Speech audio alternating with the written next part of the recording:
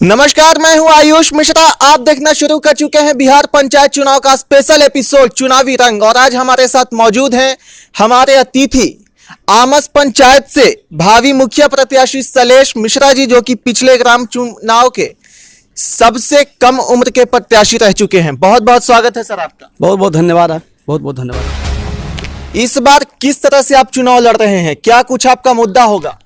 देखिए, चुनाव कोई प्रत्याशी नहीं लड़ता है जी। और हम समझते हैं कि चुनाव हम नहीं लड़ रहे हैं, हम एक माध्यम मात्र हैं। हम केवल नॉमिनेशन करेंगे, नॉमिनेशन फॉर्म भरेंगे और चुनाव हमारे जो गरीब वर्ग के लोग हैं वो मजबूती से चुनाव लड़ेंगे, हमारे बदले हुए चुनाव लड़ेंगे और जीत करके वो आएंगे। मैं आश्वस्त हूँ जी।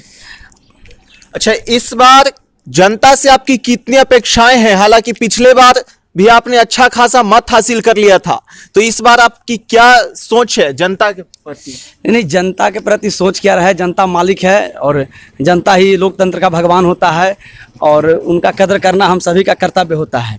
लेकिन स्थितियां परिस्थितियां ऐसी होती है कि लोग वोट लेने के बाद जनता मालिक को भूल जाते हैं। अच्छा। उसी का परिणाम होता है कि आप देखेंगे बड़े बड़े दिग्गज भी कभी कभी चुनाव हार जाते हैं। तो उस परिस्थिति में जनता ही सब कुछ है और जनता के लिए मेरे दिल में सदैव आदर भाव रहेगा। और पिछली बार जो जनता ने मुझे मत दिया था, अपना वोट दिया था, कीमती वोट, उसके लिए मैं उनका आजीवन ऋणी रहूंगा। अच्छा जी, चूंकि इस बार के जो आपके पंचायत के जो मुखिया हैं अरविंद कुमार मिश्रा जी, आपको क्या लगता है उन्होंने ऐसा क्या कुछ काम छोड़ दिया है जो कि मुखिया रहते उन्हें करना चाहिए था? कौन कौन से ऐसे काम हैं जो कि आपकी नज़र में नहीं हो पाए हैं, जो कि जनहित में था?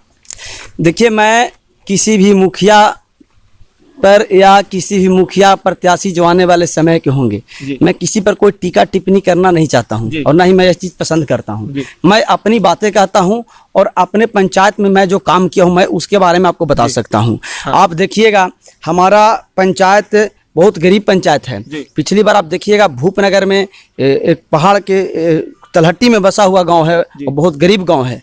वहाँ पर फ्लोराइड की मात्रा 8% है पानी में, जिससे लोग उबड़ टेढ़े मेढ़े हो जाते हैं। उस समय में जब जानकारी मिली थी लॉकडाउन के समय में, मार्च में, तो हमने उसको पेपरबाजी करा करके और आदरणीय संबंधित नेताओं से मिल करके, पदाधिकारियों से मिल करके उसको हमने चालू करवाने का काम किया। और आज वर्तमान परिस्थिति में आप देखिए, मेहनत किया करके आप देखिएगा भूपनगर में आज घर घर पानी पहुंच रहा है और मशीन, फिल्टराइज मशीन लगा हुआ है, एकदम शुद्ध मिनरल वाटर लोगों को मिल रहा है।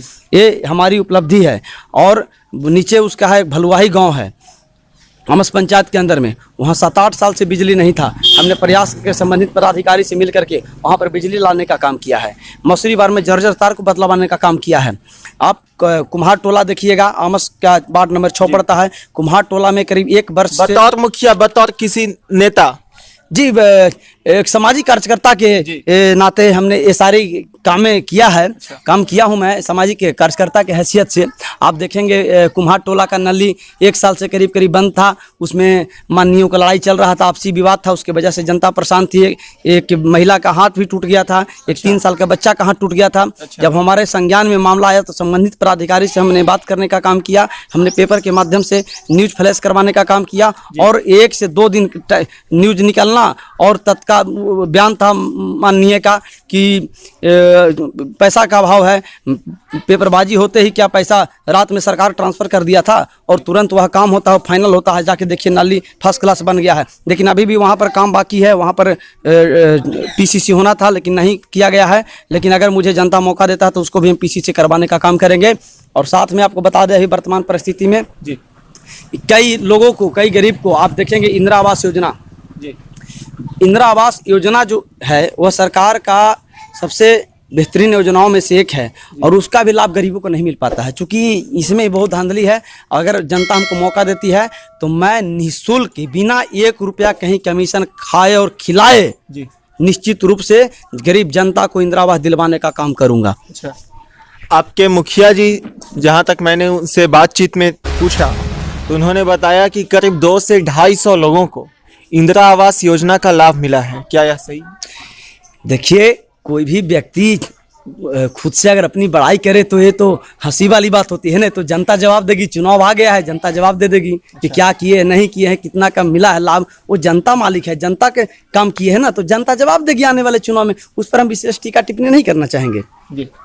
इस बार जो आप चुनाव लड़ रहे हैं, किन किन मुद्दों पे आप लड़ रहे हैं, क्या क्या आपका मुद्दा? देखिए हमारा बहुत सा मुद्दा है। अभी आप देखेंगे जल्द में ही आमस अस्पताल में आप इतिहास देखेंगे तो आमस अस्पताल में महिला डॉक्टर नहीं रही हैं। जी।